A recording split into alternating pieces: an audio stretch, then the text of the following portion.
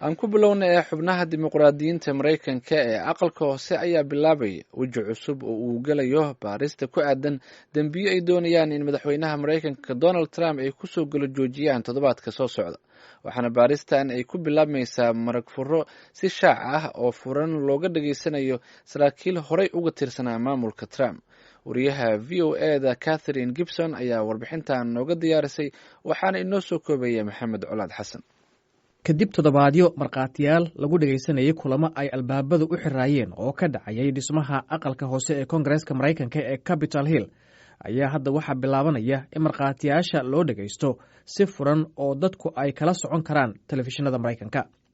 madaxa guddiga sirdoonka ee koongareeska maraykanka Adam Schiff ayaa hogaaminaya dhegaysiyadan shaaca ah kuwaasoo ay dimuqraadiyiintu ka rajaynayaan inay xoojiso kiiskooda soo galo joojinta madaxweynaha maraykanka Trump islamarkaana ay taageero uga helaan shacabka maraykanka. waxaa dadka ugu horeeya ee marag furka samayn doona ka mid ah markhaatiga ugu muhiimsan ee ay dimuqraadiyiintu haystaan ambasador William Taylor oo ka mid ahaa diblomaasiyiintii ugu sarreeyey ee maraykanka ee dalka Ukraine. Mr. Schiff ayaa muujiyey sida uu taageerada ugu hayo William Taylor. Someone who is, I think, performing another vital service for the country waxay ila tahay inuu yahay nin howl kale oo muhiima u haya qarankiisa, gaar ahaana nin haya xog muhiima oo ay tahay in la ogaado. Taylor ayaa goor horeba u sii sheegay xogta uu hayay mudanayaasha aqalka hoose ee dimuqraadiyiinta, waxaana marag furkiisa ku caddaa in kaalmo dhinaca ammaanka ah oo uu siin jiray Maraykanka Ukraine in bixinteeda lagu shardiyey in Ukraine ay baarto madaxweynihii hore ee Maraykanka Joe Biden oo ka mid ah dadka doonaya in Trump doorashada soo socota ay kula baratamaan kursiga iyo wiilkiisa Hunter.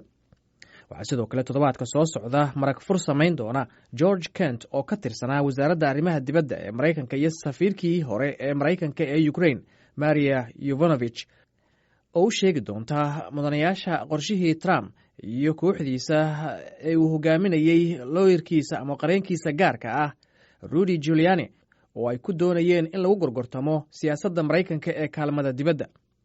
Jamhuuriyiintu waxay sheegeen in taleefankii uu kula hadlay madaxweynaha Maraykanka dhiggiisa Ukraine Volodymyr Zelensky uu noqdo waxa diiradda lagu saarayo baaristan. madaxweyne Trump ayaa isaga baaristan ku tilmaamay mid xaq darro ah oo isaga looga soo horjeedo.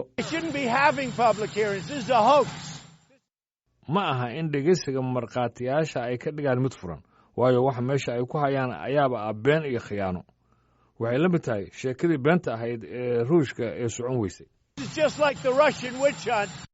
dimuqraadiyiinta ayaa raacaya hanaan la mid a kii lagu riday madaxweynihii hore ee Maraykanka Richard Nixon iyo kii uu ka badbaaday Bill Clinton, waxaana suuragal ah in dhammaadka bisha December ay dhegeysiyadan ka soo baxaan eeda madaxweynaha ka dhana.